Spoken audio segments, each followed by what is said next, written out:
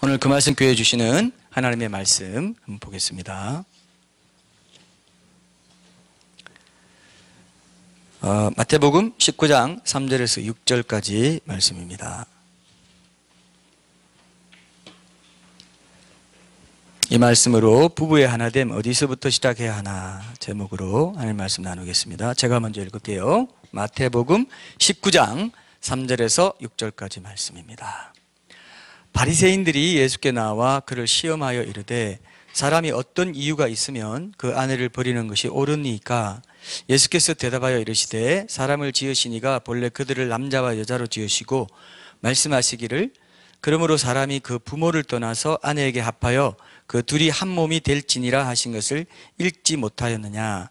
그런즉 이제 둘이 아니요 한 몸이니 그러므로 하나님이 짝지어 주신 것을 사람이 나누지 못할지니라 하시니 여짜오되 그러면 어찌하여 모세는 이혼 증서를 주어서 버리라 명하였나이까?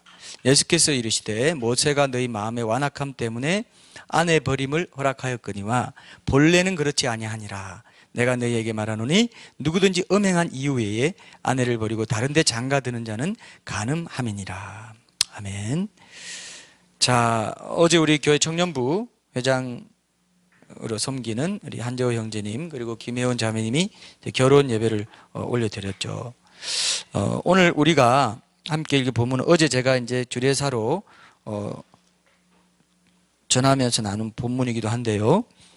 3월에 또 결혼 예배를 드릴 우리 형제가 있고 또 이제 이번 기회에 겸사겸사 우리 교우들도 이제 하나님께서 짝지어주신 결혼과 이혼 문제에 대해서 한번 다루는 것이 필요하겠다 이런 생각. 제가 그랬죠. 자연스럽게 이렇게 인도를 따라간다고 그랬죠. 우리가 한 번도 가정의 달에도 이 다뤄본 적이 없어요. 그죠? 그래서 제가 반성도 하면서 이제 함께 이 부분을 이제 좀 다뤄보려고 합니다. 앞으로 우리가 뭐 자녀 교육이나 이런 부분도 이제 하나님이 그 계기를 주시면 다루고 우리 일상 속의 일도 제가 다룬다고 했죠.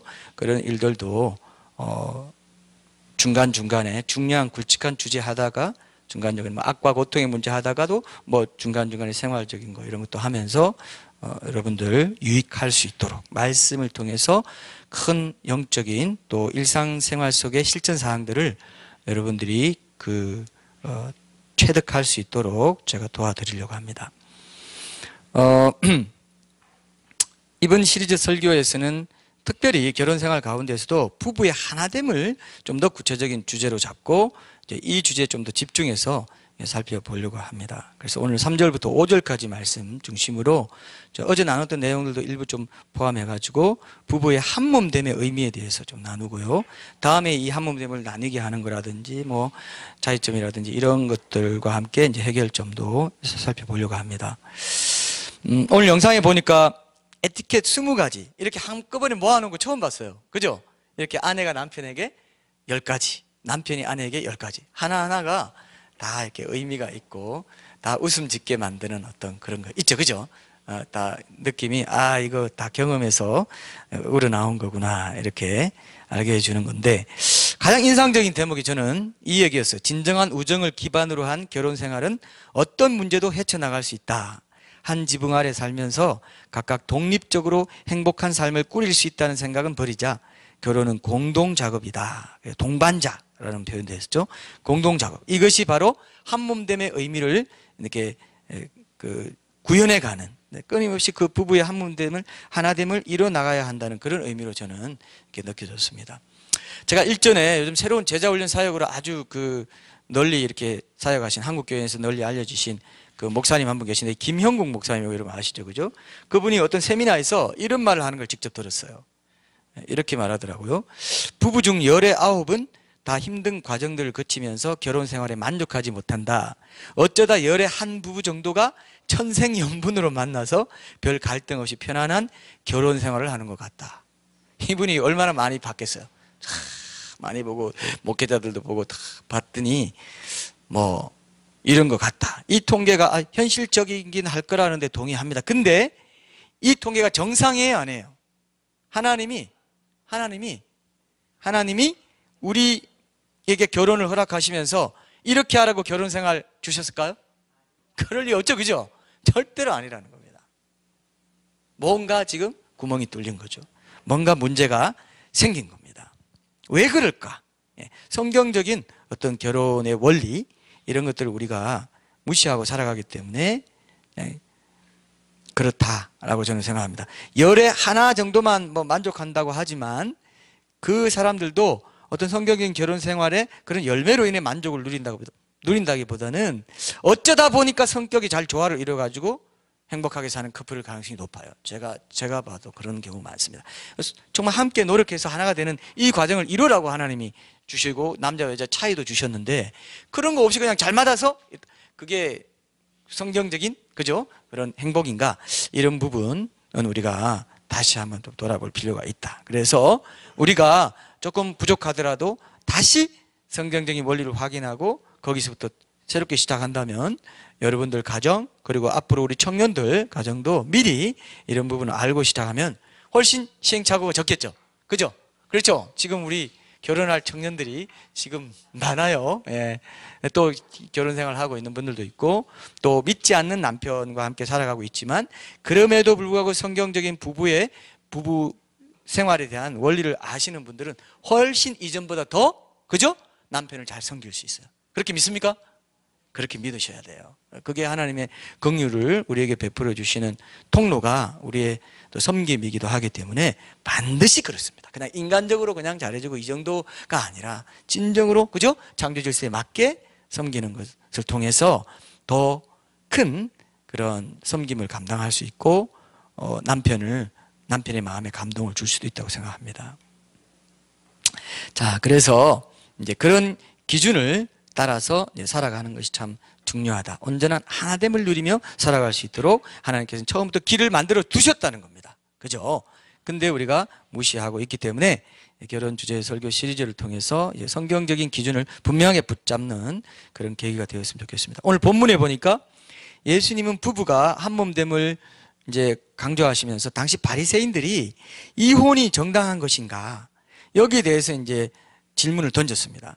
그러니까 그 던진 질문에 대해서 대답하시는 이 장면이 바로 오늘 본문인데요. 예수님 시대의 유대교회는 랍비 힐렐과 여러분 상식적으로 알아두세요. 힐렐파와 샤마이파 이 좀 유명한 파입니다. 두 파가 예수님 당시에 있었어요. 그 사람들이 예수님 그 전쯤에 이렇게 살았던 그 전에 살았던 사람들이기 때문에 그 두 학파가 팽팽하게 이제 그 논쟁을 하고 있던 때였습니다. 힐렐파, 랍비 힐렐, 그 다음에 랍비 샤마이 두 파가. 근데 이혼에 대한 입장이 달랐습니다. 어떻게 달랐냐면은 힐렐 학파는 전적으로 실용적인 접근 방식을 취하면서 무분별하게 아내와 이혼하는 것을 허용했어요. 어떻게 했냐면요. 정말 기가 막힙니다. 요즘처럼 페미니즘 이런 걸 강조하는 시대에는 들으면 난리 납니다. 음식을 좀 잘못 만들었다. 그냥 아내를 내쫓을 수 있다. 이런 식으로까지. 그리고 남편한테 너무 심한 말대꾸로 기분을 나쁘게 만들었다. 그것도 내쫓을 수 있는 그런 것도 있었다는 거예요. 또 어떤 랍비는 실제로 자기가 데리고 사는 그런 아내보다 부인보다 더 이쁜 여자를 만났어요. 그래서 쫓아내고 이쁜 여자랑 이건 완전히 그건 정말 그건 간음이죠. 그죠? 그건 진짜. 근데 제가 강조하고 싶은 거는 사람들이 만든 이 학파, 교리 이런 데 잘못 물들면은 그게 진짜인 줄 알고 그게 그냥 그렇게 살면 그냥 천국 가는 줄 알고 가는 게 많다는 거죠. 그죠? 실제로 아무런 가책도 없어요. 아무런 가책. 그냥 신앙생활 이렇게 쉬어도 되나? 하면서도 그냥 좋다고 갑니다. 그죠? 그러니까 어떤 학파를 따르고 어떤 교리, 어떤 성경적인 올바른 교리 위에 내 신앙생활을 세우느냐, 반석 위에 세우느냐, 모래 위에 세우느냐가 그게 차이가 나요. 실제로 그런 일이 있으니까 예수님이 그렇게 말씀하셨죠. 반석 위에 어떤 교리를 내가 성경적인 교리를 알고 내가 확인도 하고 다 교회사적으로나 신앙의 선배들, 믿을 만한 선배들이 이렇게 얘기하는 걸 잘 확인해서 자기가 그 교리 위에 딱 내가 이 교리에 흔들리지 않고 써야지 하는 사람이 있고 써야지 해놓고도 모래도 보고 저것도 있는데 이렇게 하면 안 돼요. 딱 세워서 거기 쭉 가면 상을 얻는 겁니다. 그죠? 근데 여러분 왔다 갔다 하면 안 돼요. 딱 맞구나. 그러면 거기 위에 하나님이 섭리적으로 세우라고 하시는구나 하고 가시면 잃지 않습니다. 그 구원의 도를. 자, 그래서 힐렐 학파는 이런 그런 그 가르침을 그때 유행하게 했었고, 이와는 대조적으로 샤마의 학파는 율법을 엄격하게 해석을 했습니다. 그래서 아내가 성적으로 부독특한 그런 죄를 범한 경우에만 이혼을 허용했습니다. 예수님도 오늘 보니까 어떻습니까? 오늘 본문에 보니까 9절에 보면 음행한 연고 외에, 그죠? 아내를 버리면 안 된다고 말씀하셨죠. 그래서 샤마의 학파의 견해가 더 옳다는 그런 의견을 분명히 하셨다. 저는 그렇게 봅니다. 그죠? 여러분도 그렇죠? 음행한 연고 외에 샤마의 학파도 그렇게 가르쳤어요. 어떤 성적으로 부도덕한 죄를 지은 것 외에는 절대로 아내를 쫓아낼 수 없다, 이혼할 수 없다, 이렇게 얘기했어요. 그래서 어쨌든 그 두 학파의 의견이 대세를 이루던 당시에 이제 바리새인들이 예수님께 이혼에 대한 어떤 그 생각을 물어본 것입니다. 근데 예수님은 이제 일단 부부가 한 몸임을 강조하시는 것으로 그 대답의 기초를 이렇게 놓으시는 것 같아 보이는 그런 대목입니다. 오늘 3절 5절, 자, 이런 배경을 가지고 다시 한번 읽어볼게요. 바리새인들이 예수께 나와 그를 시험하여 이르되 사람이 어떤 이유가 있으면 그 아내를 버리는 것이 옳으니까? 예수께서 대답하여 이르시되 사람을 지으시니가 본래 그들을 남자와 여자로 지으시고 말씀하시기를 그러므로 사람이 그 부모를 떠나서 아내에게 합하여 그 둘이 한 몸이 될지니라 하신 것을 읽지 못하였느냐, 이렇게 말씀하셨습니다. 이 말씀에서 예수님이 남자와 여자로 지어진 사람은 성인이 되면 부모를 떠나서 서로 합하여 한 몸을 이루게 된다, 그죠? 이걸 강조하고 있죠. 그리고 이 말씀은 사실 우리가 너무나 잘 알고 있는 내용입니다. 근데 실제로 남자와 여자가 한 몸을 이룬다는 거, 이게 말처럼 현실에서는 그렇게 쉽지가 않다는 겁니다. 그래서 결국 하나가 되지 못하고 이혼하는 비율이 지금은요, 예전에 30% 선이었어요. 지금 50%에 육박한다고 합니다. 그렇게 어제 여러분 결혼이 얼마나 축복된 겁니까? 그렇게 서약까지 하고 다 해놓고 거기서 반이 헤어진다고 생각해 봐요. 인생에서 정말 이게 큰 아픔이거든요. 이혼만큼 큰 아픔이 없다고 할 정도입니다. 결혼만큼 더 좋고 축복된 일이 없지만 이혼만큼 더 깊이 상처를 주는 게 없다고 합니다. 사람들이 그렇게 말하는 것입니다. 그래서 이제 그런 부분을 우리가 각성을 해야 되고 경각심 가져야 되고요. 근데 물론 여기서는 이제 한 몸을 이룬다는 게 1차적으로 성적으로 한 몸을 이룬다는 거죠. 근데 이건 너무 자연스러운 일이어서 이게 뭐 어렵지 않습니다. 이런 걸 어렵게 생각하는 사람 없습니다. 근데 그거는 이제 뭐 결혼한 남자와 여자만의 특권이고 축복이라고까지 할 수 있는 그런 거고 좋은 거예요, 그거는. 근데 이제 이것이 그것만으로 끝나는 것이 아니라 한 몸을 이룬다는 것이 상징적으로 그렇게 나타나는 것이고, 영혼 육이 하나가 되고, 그죠? 마음이 하나가 되고 뜻이 하나가 되고, 그죠? 이게 돼야 되는 거예요. 그게 상징적으로 드러나 있는 것. 하나님께서 그 부분에서 기쁨을 얻을 수 있도록 하신 것도 영혼육이 더 친밀한 관계를 이룰 때 온전한 기쁨을 이룰 수 있다. 이것을 상징적으로 어떻게 보면 그것의 문에 불과한 것입니다. 그거는 그냥 그 성전 뜰을 열고 그냥 성소로 들어가는 그 정도에 불과한 것이에요. 더 깊은 연합을 이룰 수 있도록 교회와 우리가 온전히 하나님 임재 연습하고 연합을, 친밀한 연합을 이루기 원하는 것처럼 부부도 그렇게 연합을 이루게 하시려는 하나의 문이라고 볼 수 있는 거예요. 거기에 만족하고 더 이상 친밀한 연합을 이루기를 원치 않는다면은 하나님의 계획이 아니라는 것입니다. 그죠? 그래서 그 부분도 여러분들이 기억하십시오. 그래서 어쨌든 남자와 여자가 결혼해서 한 몸을 이루면서 온전한 사람을 이루는 것, 이와도 이제 이 모든 것이 관계가 있습니다. 그래서 하나님 사람 지으실 때 남자와 여자로 지었다고 오늘 말씀에 돼 있죠. 근데 이건 남자라는 사람과 여자라는 사람을 지었다는 게 아니고 뭐예요?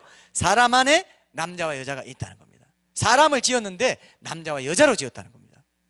그럼 남자만은, 엄밀히 말하면 남자만 있는 건 사람이에요, 아니에요? 이렇게도 볼 수 있다는 거예요. 남자만 또 여자만 있다, 너 사람 아직 아니야, 이렇게 봅니다. 그래서 여러분, 심리학자들이나 사회학자들이 이렇게 말합니다. 사람은 사회적 존재이다. 같이 더불어 살아야 되는 사회적 존재다. 절대 혼자 고립돼서 사는 것은 정상적인 사람이 아니다. 사람의 삶이 아니다. 또 심리학자나 이런 사람들은 뭐냐면, 또 뭐 이렇게 다른 또 분들은 어떻게 말하냐, 사람은 또 영어로 하면 sexual being, 성적인 존재라는 것입니다. 그냥 남자 여자 없이 따로 남자와 여자로만 존재하는 것은 아직 불완전한 인간이에요. 왜? 성적인 존재로 지어졌는데 하나됨을 이루지 못하고 사람을 이루지 못하고 사는 거예요. 하나님이 창조 질서를 그렇게 만들었기 때문에, 그죠? 그러나 독신의 은사도 있고 이런 것도 하나님 인정하시죠. 하나님 타고난 자들은 그렇게 한다, 그렇게 하고 하지만 원래 원칙은 뭡니까? 사람이 되려면 사람으로 살고 싶죠. 사람으로 살고 싶죠. 자, 우리 군에 있는 형제는 더 사람으로 살고 싶고요. 그죠? 완전히 복종하는 관계, 막 이렇게. 내가 독립적인 인격체인데, 물론 그건 훈련하는 과정이니까 이제 그런 것인데, 사람으로 살려는 것은 성적인 존재, 사회적인 존재로 지었기 때문에 남자와 여자, 이 관계 공동체에서 가장 기초적인 공동체가 가정이거든요. 이 가정이 깨지면, 그죠? 사회가 깨지게 되고, 국가가 영향을 받게 되는 것입니다. 그래서 사람 안에 남자와 여자가 있다. 하나님이 오묘하게 이렇게 지으셨다는 겁니다. 어떤 사람은 성결을 위해서 주님 사랑 하기 위해서 독신을 살겠다. 그것도 하나님 아름다운 거예요. 그건 영원한 천국에서 완성이 됩니다. 그죠? 주님과의 모든 교회의 연합을 통해서. 그러나 하나님이 만든 창조 질서는 원래 그렇다는 겁니다. 그래서 전기가 원래 하나뿐이지만 그것을 양전기와 음전기로 분류하는 것과 같다 그랬죠. 그래서 나라는 존재 역시 지금 나 혼자이지만 내 몸 안에 남자 아버지와 여자 어머니를 가지고 있다고도 볼 수 있어요. 내 몸 안에 뭐가 있다고요?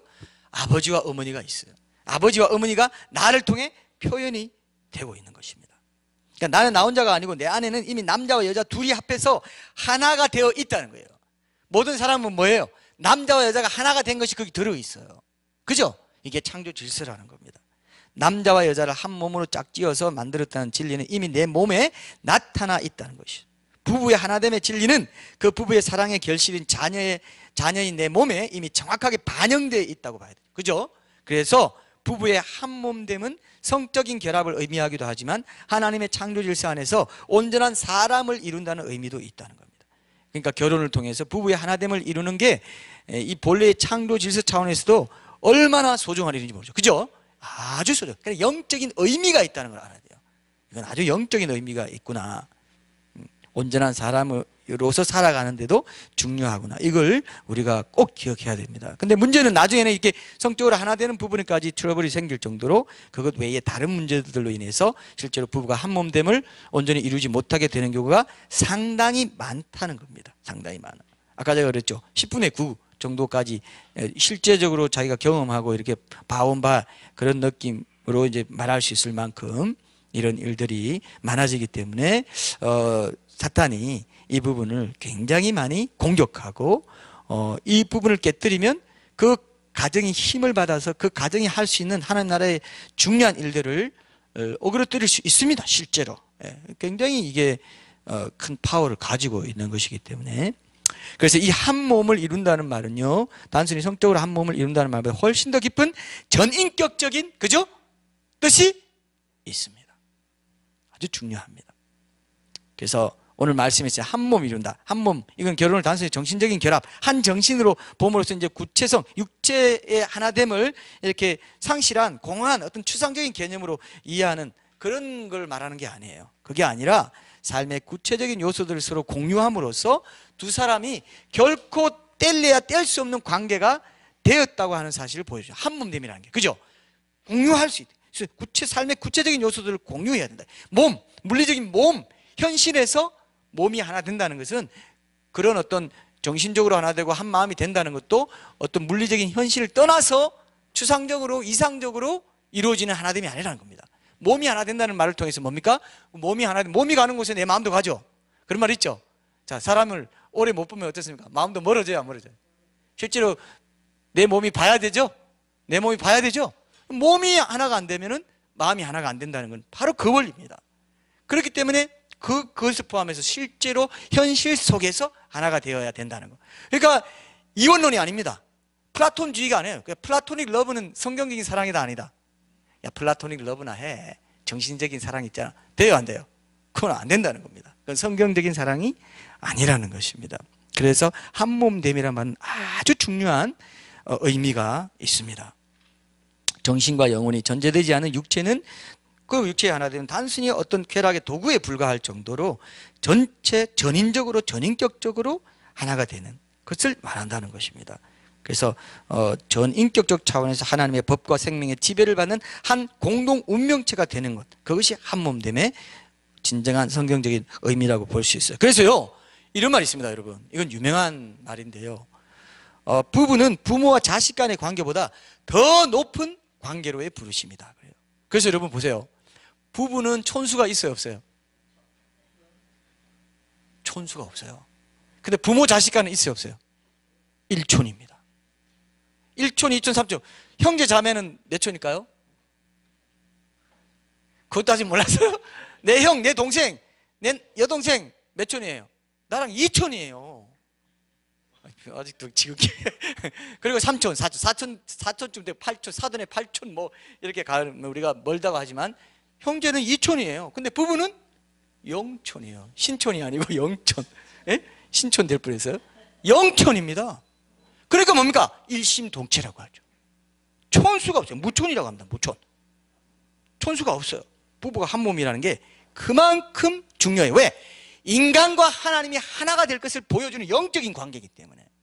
그 영적인 관계를 이루어나가면서 살 때 인간은 진정으로 인간답게 되고 행복을 누릴 수 있다는 겁니다. 이해되시죠? 그리고 얼마나 이게 중요한지 몰라요. 그래서 남자와 여자가 부부로 만나서 한 몸을 이룬다는 말씀에 이런 의미가 이제 참 중요한데 사람들이 많이 오해를 합니다. 그래서 제가 월터 웽어린 주니어라는 미국 작가가 자신의 책 오직 나와 내 집은 이라는 이제 책에서 이 내용 요 부분이 참 좋아서 제가 요 부분은 여러분들에게 오해가 있는 두 가지 그리고 이제 진짜 의미 뭔가 그 부분만 조금 인용해서 제가 그때 그랬죠. 이제는 책도 좀 내가 좋은 책은 거기 좋은 것들도 같이 나누면서 이제 어떤 특정한 주제 그런 게 더 좋겠다 싶은 주제들은 그렇게 한다고 그랬죠. 결혼은 실제적인 어떤 경험과 내용을 가져야 될 부분이라서 이런 부분을 같이 좀 제가 곁들여서 저의 경험과 묵상도 함께 곁들여서 나눠보렵니다. 사람들이 첫 번째 오해가 두 가지 오해만 한번 볼게요. 첫 번째 오해는 우리 똑같다고 여기는 겁니다. 아, 우리는 하나다 할 때 우리는 둘이 똑같아요. 우리는 뭐 그냥 똑같아지려 애씁니다. 그죠? 차이가 있는데도 억누르고 그럼 어떻게 될까요? 척하는 부부가 된다. 그런 척하고 우리는 굉장히 잘 맞는 부부예요. 너 어디 방송에 나가서 아, 우리는 뭐 말할 것도 눈빛 하나로 척하면 척통해요. 그런 사람 봤죠? 근데 실제로 그럴까? 자녀한테 물어보면 안 그랬던데 이렇게 될 수가 있어요. 그래서 이게 잘못하면 쇼윈도 부부가 될 수 있는 그런 부분이기도 하고 취향이나 의견이나 우선순위나 뭐 평상시 습관이 이렇게 다 달라요. 근데 이게 비현실적으로 막 이렇게 비슷하다고 유사성을 막 강요하게 되는 그런 의도는 좋아요. 그러나 그게 진정한 하나됨이 될 것인가? 이거하고는 다르다는 거죠. 그죠? 그래서 이 부분을 여러분들이 기억하시면 좋겠습니다. 하나님은 각 사람을 독특하게 지으셨기 때문에 두 인격을 서로 그냥 똑같다는 식으로 그냥 카피하는 것처럼 그렇게 한다고 되는 게 아니에요. 그렇게 한다고 부부가 하나가 되는 게 아닙니다. 오히려 당신은 개성 있고 당신의 독특성을 내가 인정한다. 나도 인정한다. 서로 인정하면서 가야 된다는 거죠. 일단 그게 건강한 부부의 그죠?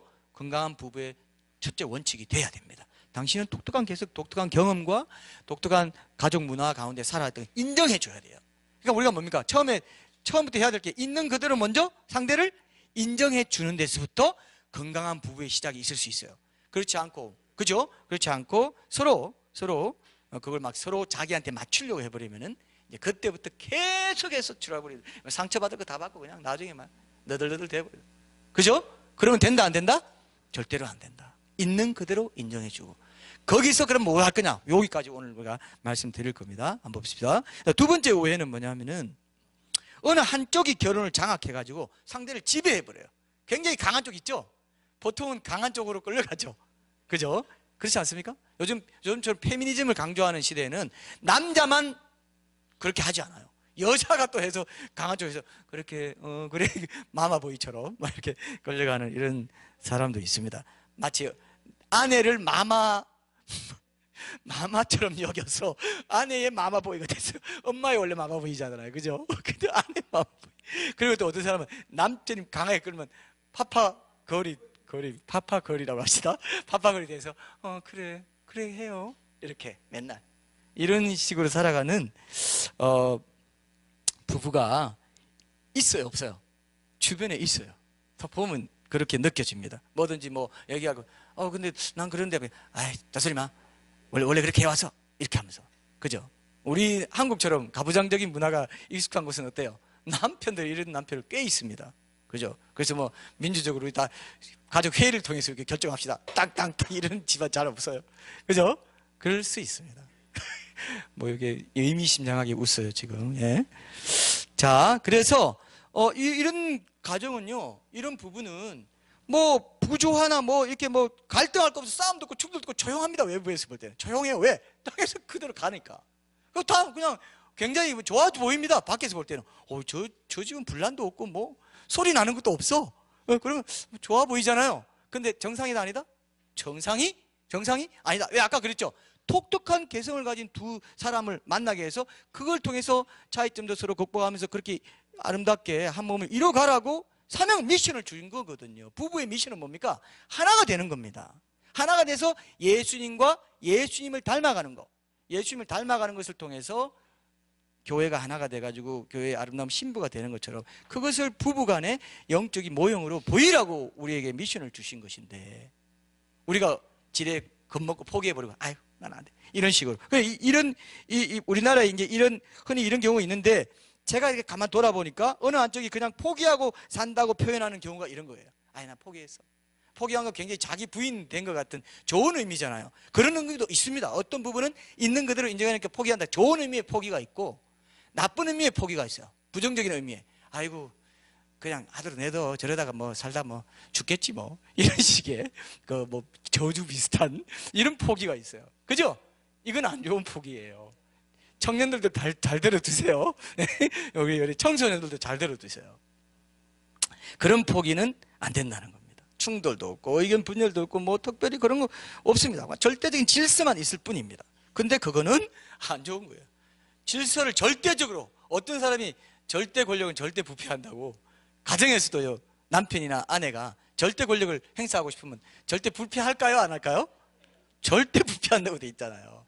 부패하게 돼 있어요. 그러면 그게 이제 그 평온해 보이지만 속으로는 골마가는, 결코 정상적이라고 할 수 없는 그런 부부라고 볼 수 있어요.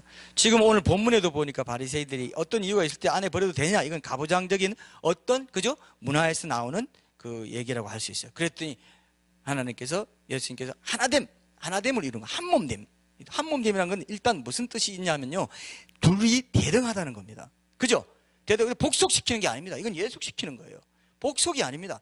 결합한 게, 여기 병합. 요즘 이제 뭐 보수 통합이다 뭐다 뭐 정치권 이런 말 나오는데, 아무리 작아도 당 대 당으로 통합하자고 그러죠. 그런 말 들어봤어요? 그 당을 아예 만들어요. 개인 몇 사람이지만 당 만들어. 우리가 정당하게 우리 권리 달라. 그러죠? 당 대 당. 그겁니다. 남자 여자 뭐라고요? 당 대 당으로 결합한 거예요. 누가 복속되고 이런 게 아닙니다. 남자와 여자는요 동등합니다. 모든 면에서 동등하고 모든 면에서 서로 인격적으로 온전히 존중해 줘야 되는 관계가 있는 거예요. 근데 성경적인 부부간의 질서가 있어요. 남편은 아내를 사랑하고 아내는 남편에게 순종해야 된다. 이 관계를 어그러뜨리는 게 요즘 지나친 좋은 페미니즘이 있습니다. 근데 지나친 페미니즘, 마치 가부장적으로 그동안 남편이 아내를 완전히 종속시키고 지배해온 것처럼 자꾸 이데올로기화 시킨 페미니즘이 있어요. 그건 동성애 문제하고 비슷하게 이 동성애 문제를 이데올로기화 시키는 것과 똑같습니다. 그래서 젠더 이데올로기라고 할 정도로 이런 심각한 부분이 있습니다. 근데 페미니즘에도 이런 부분이 있어요. 이렇게 가는 사람, 뭐 제 딸이 자꾸 그러더라고요. 아, 그 사람 페미래. 페미라고 했죠. 페미라고 하면 이상한 느낌이에요. 왠지 여성의 권리에 너무 지나치게 민감해가지고, 남성이 뭐 조금만 이렇게 주도한다 싶으면 굉장히 반감하는 이 사람 있죠. 이게 좋은 게 아니에요, 그게. 성경적인 질서 아닙니다.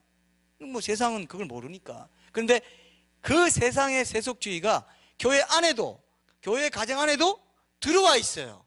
그래가지고 왜 내가 순종해야 돼? 세상이 지금 다 이렇게 가는데 우리는 왜 이렇게 구시대적으로 살아야 돼? 이렇게 말하면 돼요? 안 되죠? 제가 항상 돼요 안 돼요 이렇게 두 가지로 이지선다로 물었기 때문에 돼요 하니까 좀 어떻게 대답해야지 이렇게 하시는 것 같은데, 안 돼요. 그러면 안 됩니다. 이걸 지켜야 돼요. 그럴 때 남편의 영적인 권위가 인정되고, 그럴 때 성경적으로 하나님께서 창조 질서가 지켜지기 때문에 그 가정에 하나님 주시는 평안과 기쁨과 감사가 온전히 임할 수 있어요. 이해되시죠? 여기에 순종을 해야 됩니다. 여기 순종을 해야 돼요. 아주 중요합니다. 그래서 그럼 뭐냐? 그럼 성경적인 정의는 뭐냐? 부부의 하나됨에 대한. 근데 이 책이 참 요 부분이 아주 뛰어나다 이런 생각이 들었는데요. 참 흥미롭기도 하고, 이제 사람들이 그동안 결혼하면은 남편과 아내라는 두 존재만 있다고 생각했죠. 그죠? 근데 이분은 세 존재가 있다고 표현해요. 그게 아주 저는 재밌게 봤습니다. 자, 보세요. 세 존재 중에 그 한 존재 뭘까요? 예.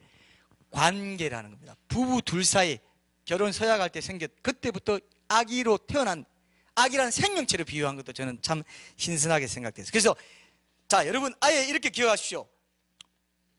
결혼 생활에 남편과 아내만 있습니까? 남편과 아내와 또 하나가 있습니까? 또 하나가 뭐라고요? 부부의 관계. 부부가 됨으로써 생겨난 아기와 같은 관계가 있다는 겁니다. 그 관계를 두 사람이 함께 협력해서 키워갈 때 그 관계 안에서 진정으로 부부의 하나됨이 이루어진다는 거예요. 근데 우리는 그동안 어떻게 생각해요? 전통적으로, 저도 마찬가지고 다 전통적으로 어떻게 생각하냐면요, 그 사람의 성향에 내가 맞추고 서로 맞추고 이렇게 하면 그나마 그냥 괜찮게 살아가는 거다. 왜 나한테 안 맞춰줘? 왜 내가 이런데 나랑 안 맞춰줘? 있는 것들을 인정하는 거랑 맞추는 거는 다른 문제예요.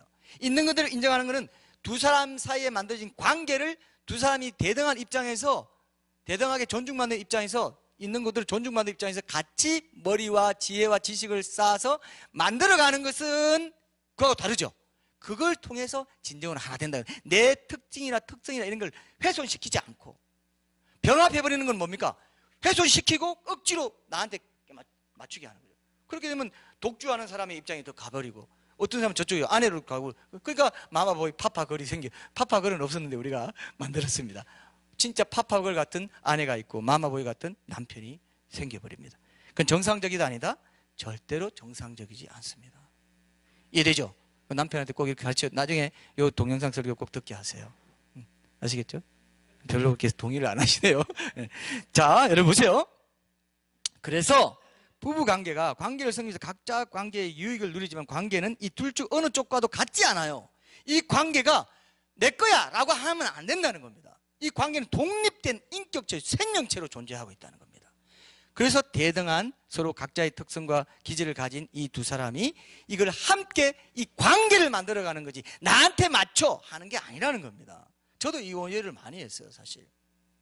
나한테 맞춰 뭐 이런 거는 이 책에는 없지만 제가 묵상을 해보니까 나는 이 관계에 맞추려고 하지 않고, 그죠?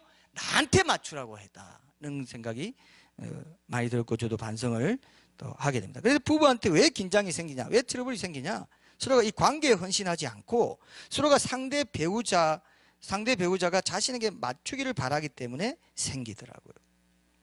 그래서 여러분, 청년들은 이제 참 저렇게 시작하는 청년들은 이 얘기를 미리 들을 수 있다는 것도 축복이에요.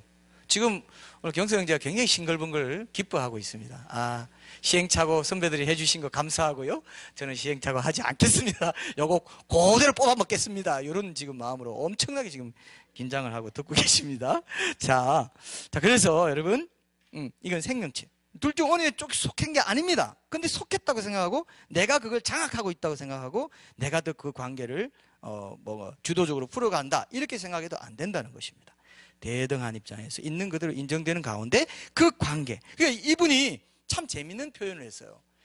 우는 아기에 비유를 했습니다. 우는 아기. 자, 우리가 막 이제 자려고 하는데 부부가 한밤중에 자려고 하는데 아기가 막 울어요. 이 아기는 관계라고 했죠. 아기 관계 힘들다고 막 우리가 힘든 그걸 상징합니다. 아기가 울 때 이렇게 생각하는 사람 있습니까? 아기가 우는데 부부가 막 말다툼하면서 아기의 필요를 무시하는 부부 있어요? 아기가 막 울면 같이 가서 어떤 거들 전화해야 되나 뭐 같이 협력하겠죠? 이해되시죠? 이 상징을 이해하시죠? 자, 그럼 그럴 겁니다. 근데 그 아기가 막 운다고, 아니 왜 아기가 울어? 내가 울게 한 거 아닌데? 아니 당신이 안 하면 누가 한 거야? 이렇게 싸운다는 겁니다. 말이 안 되죠? 아기는 같이 가서 돌봐주고 이렇게 해야 되잖아요. 이해됐죠? 이게 아주 중요한 겁니다. 그리고 아기를 사랑한다면 그렇게 하지 않는데, 또 부부는 아기가 누군가 돌봐줘야만 되는 무력한 아기라 해서 서로를 탓하지도 않습니다. 왜 아기가 저렇게 울어? 왜 저렇게 우는 아기야? 이렇게 하면서 부부가 싸우면 어떻게 돼요? 웃기죠? 그리고 침대에서 막 왜 아기가 울어? 왜 우는 아기가 왜 태어났지? 왜 우리가 부부가 힘들다고 보채고 칭얼대고 왜 이런 관계가 태어났지? 그런 건 당연한 건데, 처음에 무력한 아기로 태어나서 귀엽고 사랑스럽지만, 그죠? 약하고 물을 줘야 되고 우유도 주고 먹여도 주고 걸음걸이도 시키고 다 해야 되는데 그걸 싹 생략해버리고 왜 나한테 안 맞춰? 난 이렇게 살아왔어. 이러니까 부부가 계속 싸웁니다. 그러다 결국 갈라서버려요. 원래대로 가보자. 원래대로 가불자. 가불자가 나오네요. 원래대로 가불자. 이렇게 됩니다. 그러면 이제 그게 이혼인 거예요. 그건 진짜 손해보는 겁니다. 정말 잘못된 거예요. 약속의 아기. 서약할 때 생긴 그 약속의 아기를 약해서 잘 보살피고 먹이고, 시간이 가면 이 관계라는 아기도 자라가지고 점점 튼튼하고 강해져가지고 마침내 보상으로 부부를 섬겨줘요. 지켜줘요. 아기가 그렇죠. 자녀가 부부 지켜주죠. 건강하게 자라나게. 자녀가요 딱 지켜줍니다. 그런 것처럼 이 관계가 튼튼해질 때 오히려 부부 사이를 건강하게 하고 그 활력이 넘치게 해주고 조화를 이루게 해준다는 겁니다. 그래서 이 관계를 섬겨야지. 그래서 이 관계는 두 사람이 어느 쪽과도 구별되기 때문에 그 둘을 합한 것도 그냥 단순히 합한 것도 아닙니다. 그냥 독립된 생명체로 존재하고 나를 같이 먹여 동등한 그런 존재로서 인정하고 서로 또 대등한 입장에서 같이 머리도 쓰고 지혜, 기술, 기도, 믿음 이런 걸 다 필요로 하고 온전한 관심, 이 제3의 존재인 이 관계를 보는 그런 눈이 뜨일 때 그렇게 하나님의 전인적이고 독특하고 자유로운 피조물로서 각각 두 사람도 인정되면서 또 결혼으로 인해서 둘 사이에 만들어진 이 관계를 세워갈 때 비로소 진정한 부부의 하나됨이 이루어진다는 것입니다. 그래서 공동의 목표를 인식하는 것. 우리가 관계를 세우는 게 공동의 목표지. 서로 니 잘났다 내 잘났다. 너 왜 그렇게 셌냐. 어떤 사람은 좋은 비유 있죠. 하여튼 그 치약을 할 때 위로부터 덮는 사람이 있고 밑에서도 짜야 적색이 받아. 근데 어떤 사람은 항상 자기가 밑에부터 딱 짜고 딱 정리하는데 또 남편이 와가지고 위에서부터 짜놔서 여보 내가 밑에서부터 짜라고 그랬지. 뭐야 우리는 원래 이렇게 위에서부터 중간에서부터 짜서 짜는 거야. 빠르잖아. 그죠? 그렇게 빠르잖아. 이렇게 생각하는 사람, 그게 옳고 그름의 차이가 아니라는 것입니다. 그죠? 그건 인정하고, 그럼 그렇게 해. 나는 이렇게 두 개 딱 해가지고 사면 되죠. 자기 위에서 자는 거 하고, 밑에서 자는 거. 두 개 하면 될 거 가지고, 그거 꼭, 그걸 맞추는 거예요. 나한테 맞춰. 그래야 선이야. 그게 선이야. 그게 아니라는 겁니다. 관계를 같이, 그럼 당신이 이렇게 서로 이 아기를 키우기 위해서 우리가 어떻게 그럼 좀 의견을 맞추면 될까 해서 지혜를 짜고 믿음으로 반응하고 기도하고 이렇게 물을 주고 이렇게 키워야 된다는 겁니다. 그래서 실제로 많은 부부가 부부 결혼하고 나면은 서로에게 헌신해야 한다고 생각하면서 안 맞는 것을 억지로 막 맞추려고 하는 그런 오해가 많다는 거죠. 저도 그런 오해를 많이 했을 거예요. 근데 원래 부부의 온전한 헌신은 뭐냐? 성경의 헌신은 하나님이 짝지어 주시는 결혼 관계를 하나님 짝지어 주시는 그 결혼 관계를 통해서 생겨난 그 관계, 그 아기, 그 자체에 헌신해야 된다는 거예요. 원래 하나님이 그렇게 구도를 짜두셨다는 겁니다. 그래야 부부가 함께 그 관계를 키워가는 일에 필요한 가장 그 현명한 방법을 찾아가지고 실행해 가면서 진짜로 함께 그 하는 거, 공생하는 이런 것도 이제 경험하게 된다는 것입니다. 이해하기 쉽죠, 여러분? 이제 자, 여러분 생각하실 때 뭐라고요? 남편, 아내가 있고 관계라는 또 생명체가 있다. 아기가 있는데 잘 키워야 된다. 그 아기가 보채고 힘들다고 하는 건 당연한 거다. 그거 갖고 서로 싸우면 안 된다. 이 생각을 해야 돼요. 예, 이 생각을 하셔야 어느 한쪽이 소멸되지도 않고 획일성을 강조하지도 않고 강요하지도 않고 조화를 이루게 되는 그런 부부 관계를 만들어갈 수 있다는 겁니다. 변화를 막 강요한다거나 이렇게 하지도 않습니다. 왜? 그 관계에 둘 다 함께 공통의 관심사로 집중하고 있기 때문에 막 어느 한쪽이 막 그렇게 하지 않는다는 것입니다. 이런 것들이 각자가 자원하여서 하기 때문에 굴욕감을 느끼지도 않고, 그죠? 관계의 유익을 둘 다 누릴 수 있다고 기대하기 때문에 기대감을 가지고 이 부분에 헌신을 하게 된다는 겁니다.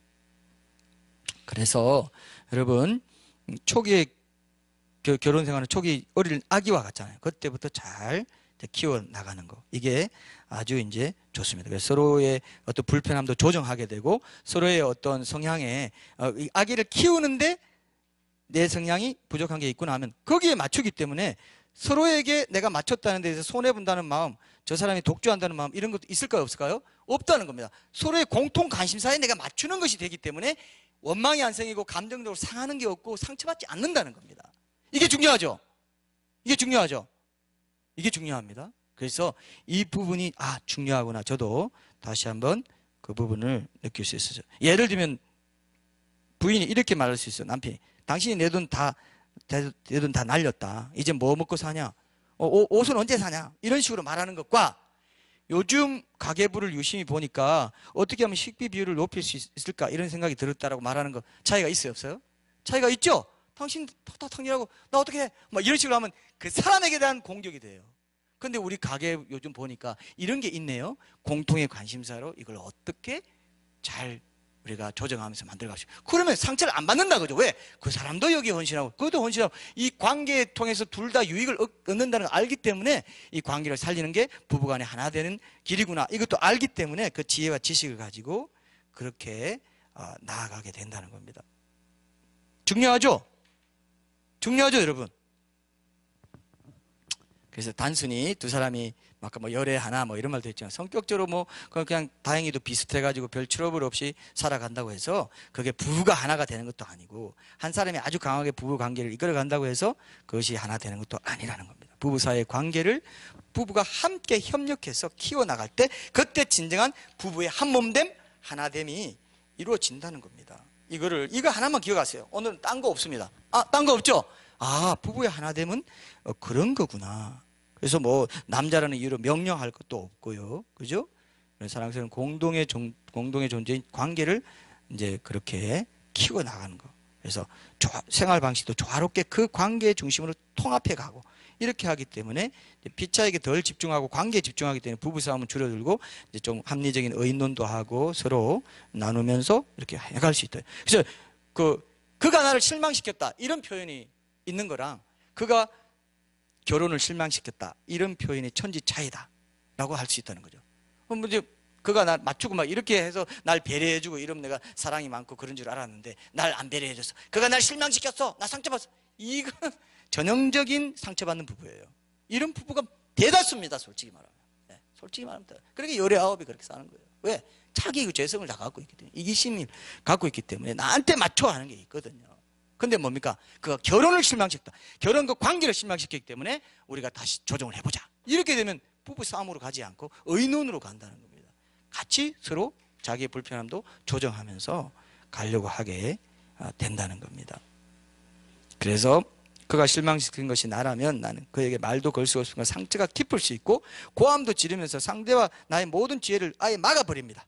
아예 그냥 막 분별력이 없어져 버리고 분노가 끼어들고 막 진짜 이슈인 관계의 문제는 감정 속에 그냥 묻혀버리고 이렇게 되면서 부부 싸움이 계속 반복되면서 이렇게 돼요. 근데 그 결혼을 실망시킨 거라면 상한 감정을 왜곡하지 않으면서도 냉철하고 온전한 관심을 요하는 그 아기에 관해서 각자 관심을 가지면서 동력자로서 서로 의논하고 말하고 서로 의견을 구하고 인격적인 오히려 그것을 통해서 인격적인 교제의 관계를 발전시켜 갈 수 있는 이렇게 된다는 겁니다. 이렇게 되면 아기가 잘 자라면 어떻게 될까요? 그 관계가 부부에게 유익을 준다는 겁니다. 사랑, 뭐 보상도 해주고 어떤 안정감도 누리게 해주고 신뢰, 따뜻한 온기 그런 것들도 다 준다는 거예요. 자, 이제 결론은 여러분 오늘 우리가 살펴본 대로 어떻습니까? 부부의 하나됨을 이룬다고 하면서 부부가 서로의 특성을 직접적으로 맞닥뜨려 가지고 인간적으로 맞춰가려 하면은 불협화음이나 갈등이 시시때때로 일어날 수밖에 없다는 겁니다. 결혼한 부부 사이에서 새롭게 생겨난 제3의 생명체라고 할 수 있는 이 관계를 세워나가고 성숙시켜 나가는 데 서로 협력자로 동참한다면 그 자체로 진정한 부부의 하나됨을 이룰 수 있다는 겁니다. 우리 성현 우연에게도 꼭 들려주셔서 시행착오하지 않도록 하시기 바랍니다. 그래서 현실에서는 근데 많은 부부가 현실에서는요 결혼 생활에 대한 이런 분명한 성경적 기준을 따라 사는 것을 결혼 생활 중요한 목적으로 삼고 살아가지 않습니다. 뭘 따라 살아가고 있느냐면은 그리스도인들도 결혼 생활에서 세상 사람들과 똑같이 자신에게 익숙해 있는 습관과 본능으로 살아가요. 그러니까 계속 안 부딪히면 이상한 거죠. 그죠? 안 부딪히면 그건 성경적인 해답을 찾아가는 길도 막아버리는 거고 부딪혀서 문제가 있다 어떻게 하지? 막 찾아보고 책도 읽고 뭐 이렇게 하면서 찾아가겠죠. 그 부딪히는 게 정상, 부딪히는 게 은혜예요. 부딪혀서 상처받고 그랬구나, 이거 안 되구나 이렇게 아는 거 하나님의 우리를 사랑하시기 때문에 하나됨을 이뤄갈 수 있도록 그 길에서 돌이키라고 우리에게 주시는 그런 그 은혜라고 할 수 있습니다. 그래서 여러분 꼭 기억하십시오. 이 부분을 잘 이루며 살아갈 때 한 지붕 두 가족처럼 그렇게 살아가면서 어색한 동거 정도로 겨우 명명만 유지하는 결혼 생활을 벗어날 수 있다. 그래서 올해 들어 우리 공동체에서 1월과 3월에 이 두 커플이 이제 뭐 연이어서 결혼 예배를 드리고 하면서 제가 느끼기에 이런 걸 좀 다룰 때가 온 것 같다 이런 생각을 했고요. 그래서 그리스도인 부부가 오늘 본문 말씀에 예수님의 부부의 한 몸됨을 강조하신 대로 그렇게 부부가 하나 되는 삶, 그렇게 성경의 기준을 따라 살아가지 않을 때 어떤 실패를 경험할 수밖에 없는지, 또 성경적인 부부의 삶이 어떤 건지, 얼마나 귀한 건지 이런 것들을 우리가 좀 살펴보고요. 하나님의 지혜를 구하고, 이 시리즈가 이제 끝날 때쯤 짧게 끝날 겁니다. 그러나 청년들은 이제 그리스도인 믿음의 가정에 대한 소망을 더 품게 되고, 기존 부부들은 이제 좀 더 새롭게 시행착오를 돌아보면서 구체적으로 적용하고 실천해 나가기를 이제 결단하는 그런 시간이 됐으면 좋겠습니다. 우리 찬양하고 결단하는 기도로 주님 앞에 나가겠습니다.